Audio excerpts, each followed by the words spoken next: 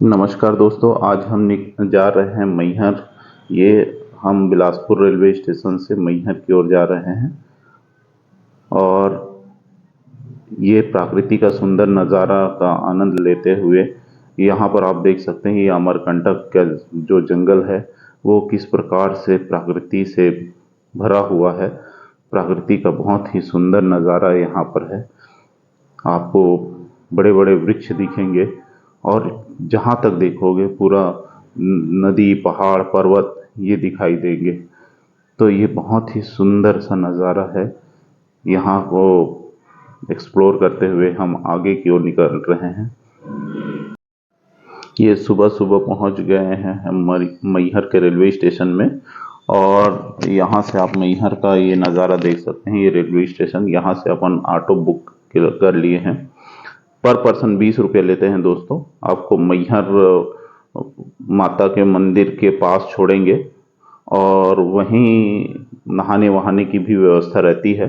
तो आप easy way पे बढ़िया मस्त वहाँ पर जाकर नहा सकते हैं अगर सवेरे सवेरे आते हैं तो। और ये हम पहुँच गए हैं मंदिर के जस्ट थोड़ा सा नीचे और यहाँ पर हम कुछ प्रसादी ले लेंगे और नहा वहाँ कर हम मंदिर की ओर प्रस्थान करेंगे। तो ये आप देख सकते हो सवेरे सवेरे का समय है और ये बहुत ही सुंदर नज़ारा है। अब नहाने के बाद हम मंदिर की ओर निकल पड़े हैं और ये जो ऑटो वाला है वो हमसे 10 रुपये चार्ज करेगा। और आप ये देख सकते हो मदन लाल अग्रवाल छत्तीसगढ़ वाले ने ये प्रवेश द्वार यहाँ पर बनाए हैं।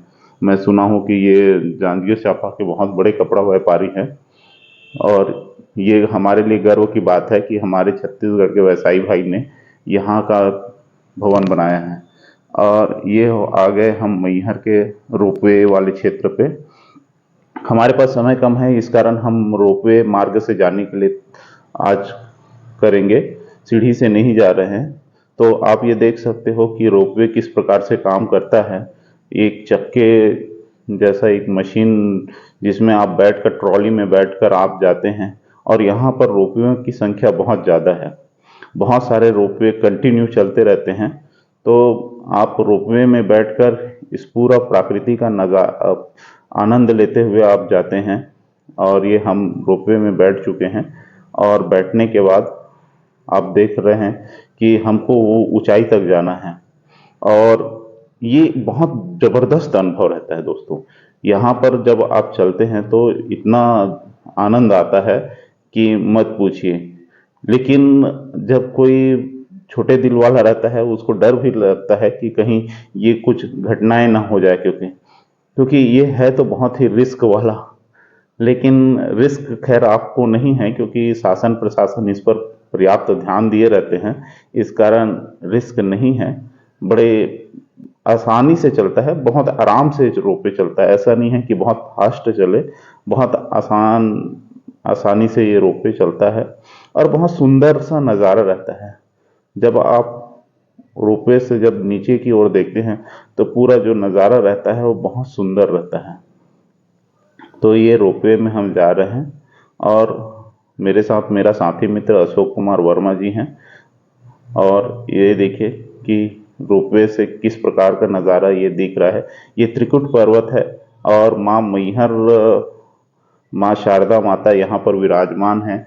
1023 सीढ़ियाँ हैं और ये कहा जाता है कि यहाँ सवेरे सवेरे आल्हा उदल जो है वो सवेरे सवेरे आज भी पूजा करते हैं और इस पर आज भी रिसर्च चल रहा है दोस्तों।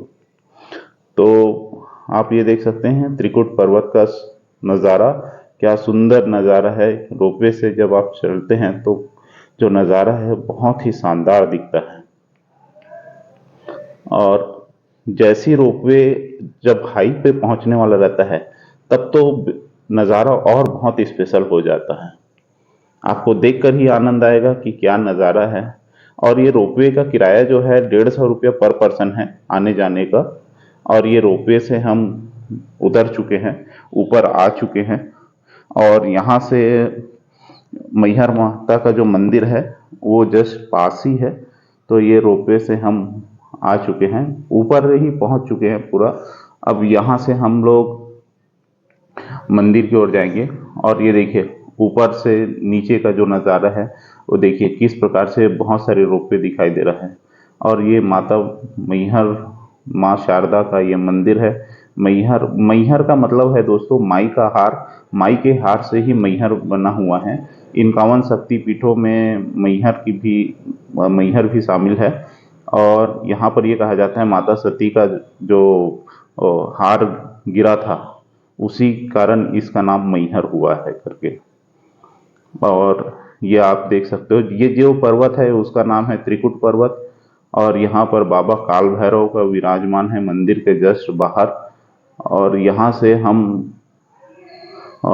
ये बहुत लाइन लगा है, जो सीढ़ी से आते हैं वो इस टाइप के लाइन में, और रोपवे वाले डायरेक्ट मंदिर के जस्ट पास में लाइन में ही उनके साथ ज्वाइन हो जाते हैं। तो ये मंदिर है, बहुत जगह जो है बहुत प्रकृति से भरपूर है।